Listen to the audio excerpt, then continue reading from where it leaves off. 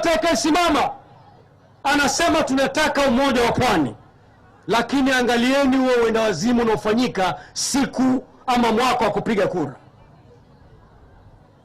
Kwa sababu sisi ni maskwota, hatuna nyumba. Ule mwaka wa kura kila mtu anatafuta nyumba ya kujistiri.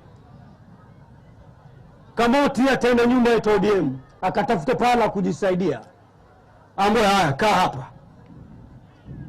Kenchonga ende mbio naye aonyeshe nyumba nyingine. Aisha Juma naye ende mbio akaonyesha nyumba nyingine. Kiongozi mwingine naye akatafuta nyumba. Tukipiga kura hivi tunajigawanya, manake viongozi wetu wameenda nyumba karibu 20. Wameenda kule kukimbia kujistiri kisiasa.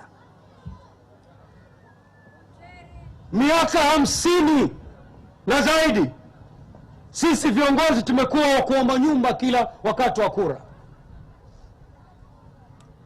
Kura ikitangazwa tuanza kujiuliza, Vizo nenda nyumba hiyo we, haya nenda ODM we, nenda Wiper we. Paka lini? Uskota wa siasa hapa Pwani tumejiletea wenyewe kama wapwani, na tukisema tumechoka tutaumaliza hivi leo hapa Vipingo.